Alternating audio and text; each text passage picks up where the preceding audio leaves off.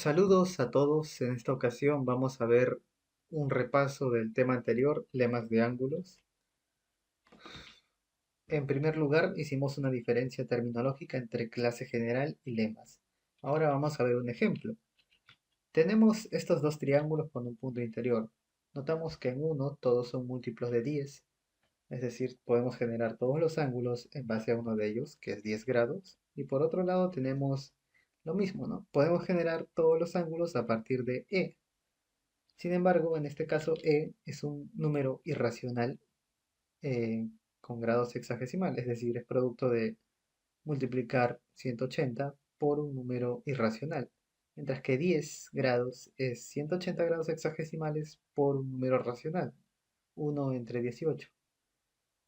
Entonces, este triángulo con un punto interior de la izquierda es denominado clase general. Específicamente hablando, es una clase general de los cuadrángulos 18 adventicios. Mientras que para agrupar a todos los triángulos con un punto interior que cumplen este mismo patrón, sin embargo, no pueden ser un múltiplo racional de pi, o sea, de 180 grados, se los agrupa en un conjunto más grande denominado lemas de ángulos. Hemos visto también la clasificación de los lemas, tanto trigonométrica como geométrica y algebraica, y denominamos a cada uno de los lemas con un número romano, y nos quedamos en las formas prácticas para recordar el lema número uno, que son estas dos. Hoy veremos otras dos formas para recordar estos lemas y aplicarlos en los problemas de cuadrángulos adventicios. Bueno, en este caso veremos los opuestos de lo que vimos anteriormente, es decir, por abajo.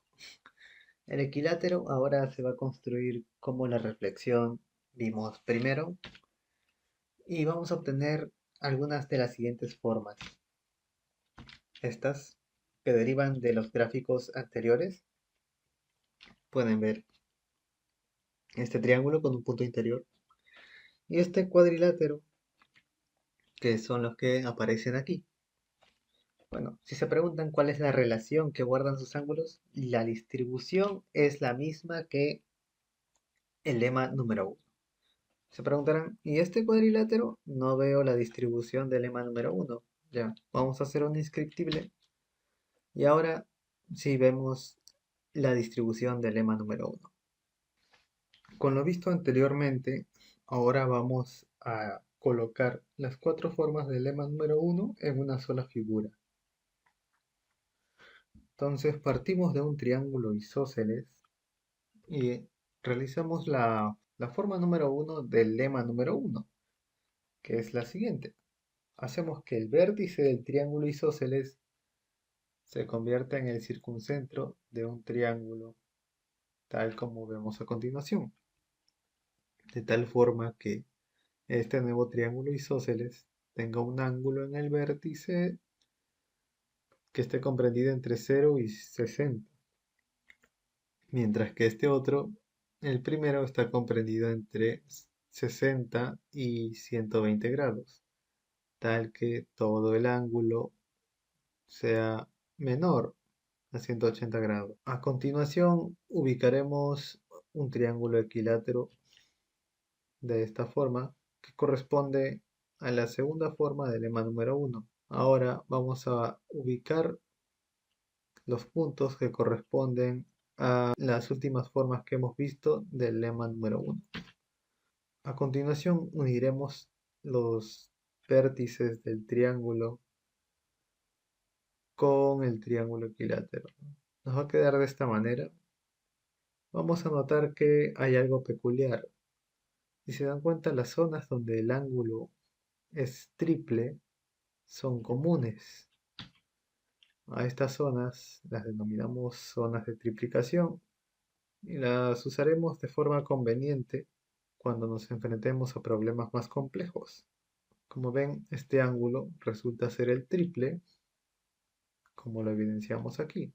Esta zona de triplicación resulta especialmente útil cuando demostremos el lema de ángulo triple utilizando el lema 4R3. Es decir, vamos a demostrar un 2R3 más 3R2 a partir del lema 4R3. Ahora vamos a ver algunos casos de aplicación directa del lema 1 y algunos casos del lema 1 como un paso intermedio. Esto para que vean cómo es que se aplica de manera adecuada el lema número 1. Esta es una de las formas más usuales en las que preguntan sobre lemas. En este caso, notamos que faltan dos ángulos. Tenemos cuatro de ellos. Por eso es que le llamo cuatro ángulos. Sin embargo, no es cualquier tipo de distribución. Vamos a analizar esto por cada grupo, es decir, por cada trío. Si se dan cuenta, en cada trío falta al menos un ángulo y tenemos los otros dos elementos.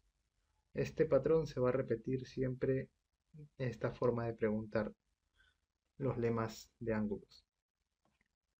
En este caso, notamos que nos falta al menos un ángulo para completar los tres vértices. Dos vértices están incompletos, conocemos parcialmente estos dos vértices. En este caso, los ángulos faltantes pertenecen a un mismo triángulo. En este segundo caso, los ángulos faltantes no pertenecen a un mismo triángulo, pero se conserva la distribución en los tríos.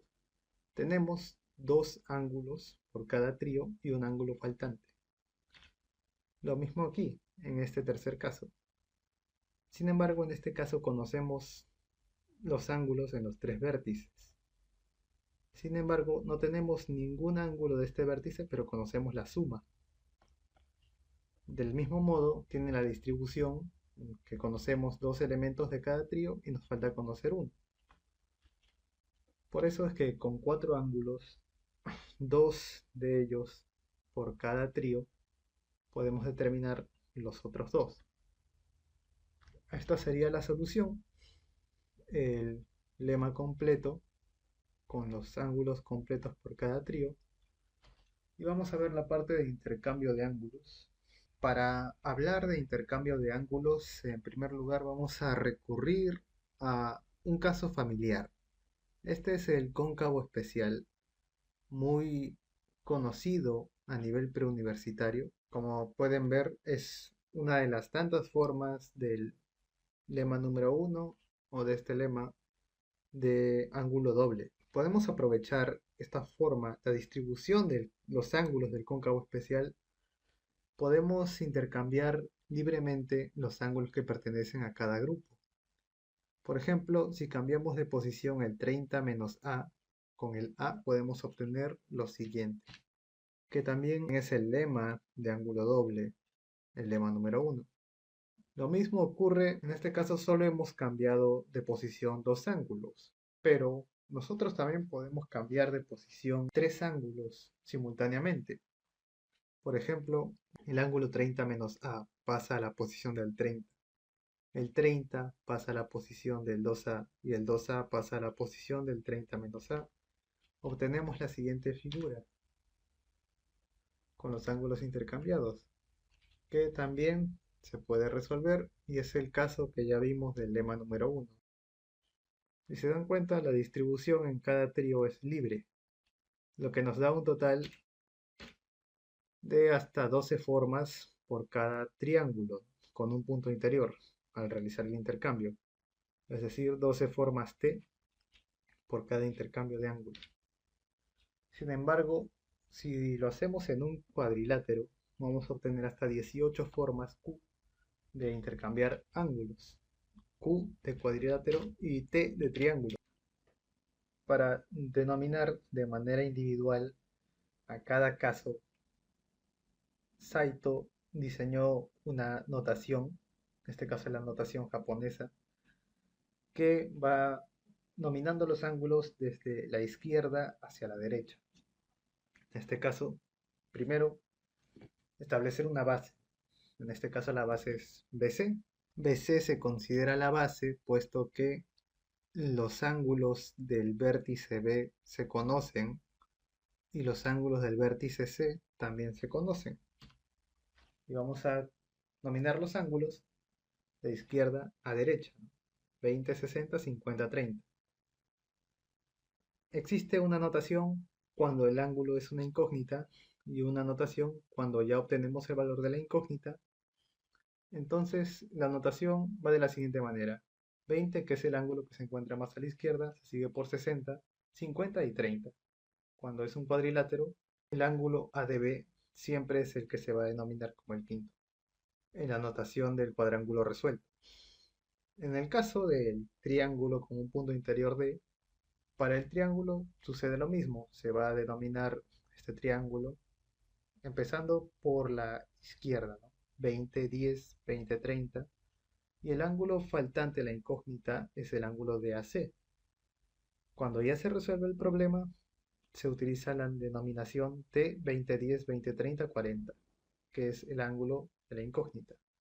Esta notación la realizó Saito en el año 2009.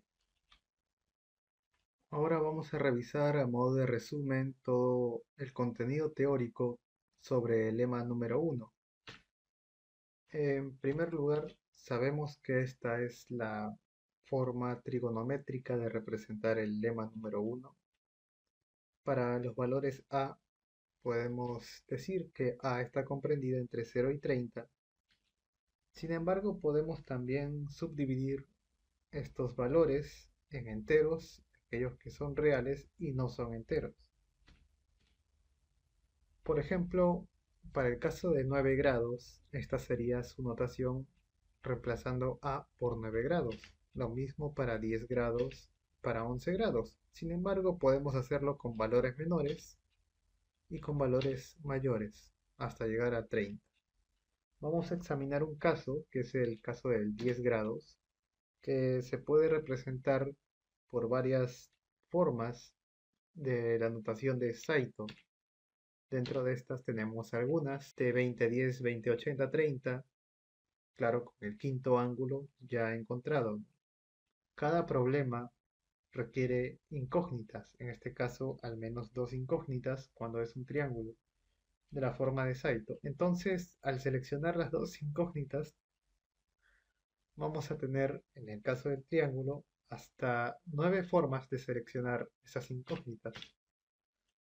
Por ejemplo, para el caso del triángulo 20, 10, 30, 80, 20 de la notación de Saito, podemos considerar los siguientes casos para encontrar las incógnitas. Cuando las incógnitas son el ángulo de 20 y de 10, cuando las incógnitas son el ángulo de 10 y de 30, y las incógnitas el ángulo de 20 y de 20. Pueden ser hasta 9 formas de representar las incógnitas por cada caso de notación de Saito. Bueno, a modo de ejemplo, vamos a resolver un par de problemas, empezando por este de aquí, que, bueno, en primer lugar, una primera solución.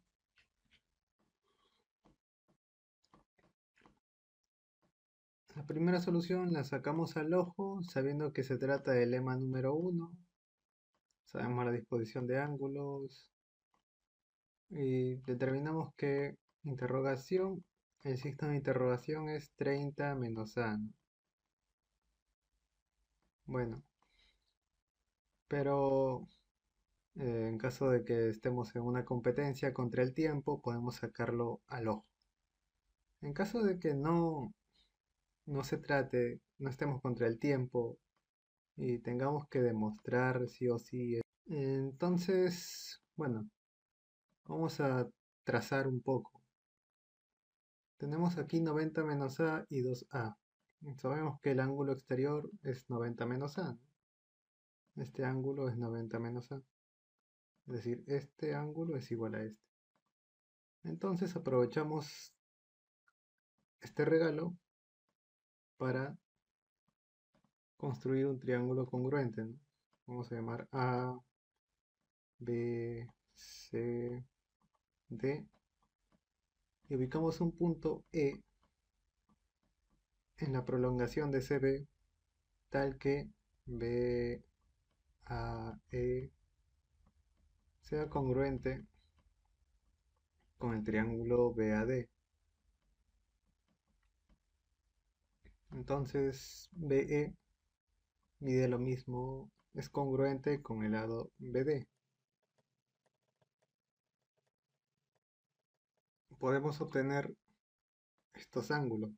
Este ángulo que mide A y este ángulo que también mide A. O sea, el ángulo BED es A. Y esto es igual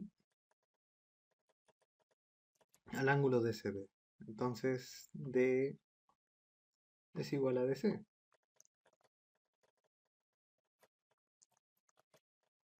Finalmente, trazamos la proyección de D sobre AC, es decir, una proyección ortogonal de D sobre AC.